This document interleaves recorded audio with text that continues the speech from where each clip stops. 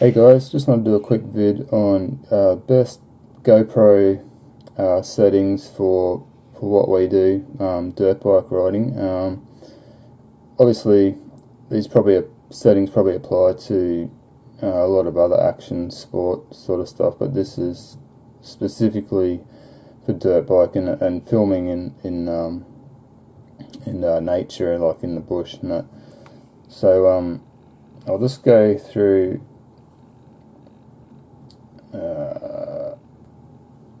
Connect to the camera.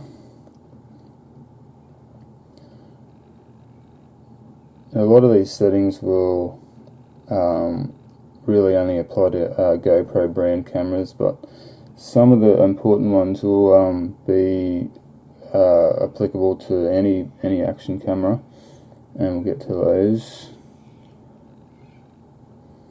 Okay, so this is how I have mine set up anyway. I do get asked a fair bit what the best settings for your GoPro are, and this is what I've found to be the best after a fair bit of trial and error. So I have the resolution set on 1080. Frames per second, I have it set on 60. That really depends what you want to do. Like 60 frames per second, or the higher the frame rate you can record at, the better you can slow the footage down. So if you want to do a lot of slow motion stuff, you want a higher frame rate, as high as you can go, but the trade-off is it uses more battery and more SD card space. So the highest this Hero 4 session will go at 1080 is 60 frames per second. I use that because I do like to slow down footage now and then. And you get much smoother slow motion. If you say record a 5-second clip at 60 frames per second, you slow that down to half speed, that's going to slow it down to 30 frames per second. If you're recording in 30 frames per second and you slow it down to half speed, it ends up at being 15 frames per second, which is quite gets to be a bit jerky. You know, it's more like a picture slideshow than an actual video. So the higher frame rate the better, but yeah, as I said, battery will suffer. Okay, field of view, wide. A lot of people use super view on the GoPro. I just leave it in standard wide view. Low light off. All low light does is reduce your frame rate in darker low light situations, which a lot of the time it doesn't really help that much anyway, so I turn that off. Spot meter you don't really want on. And ProTune is one of the ones you definitely want to turn on. I think just by turning on ProTune you increase the bit rate of your video, so you're going to get better quality videos for starters, and you also get all these other settings to play with. Now, white balance is a big one, especially for us where we're recording in areas that have a lot of greens, like trees, foliage and grass and whatnot, and browns, dirt. You know, if you leave that white balance setting on auto, you get a lot of green in the shot. It tends to think, hey, what's going on here? There's too much green.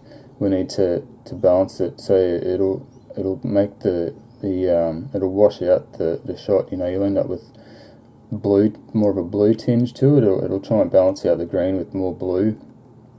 So I've found that really looks crap. It doesn't reproduce what we're actually looking at very accurately. So I think if you're recording mostly in sunlight and out in the bush, that white balance, I set it to 6500 on this camera, on the Hero 4 session, because it really does already have quite a bluish profile. I'd recommend if you have a different GoPro, a different model or a different brand of camera even, I would probably suggest starting at 5500 Kelvin for your white balance. Try that, see how the footage looks. But definitely take it off auto, because I mean it works fine in a lot of situations, but for us out in the bush, you want to set it manually. And this camera I use 6500K gives it the nice greens and browns really pop. and it doesn't try and balance it out with blue, which I hate. You know, you get that bluey tinge, which really doesn't look right. It just doesn't look natural. Yeah, so that's a big one. I'll show you a bit of footage here. You can see on the left side, these are both exactly the same cameras, Hero 4 Sessions.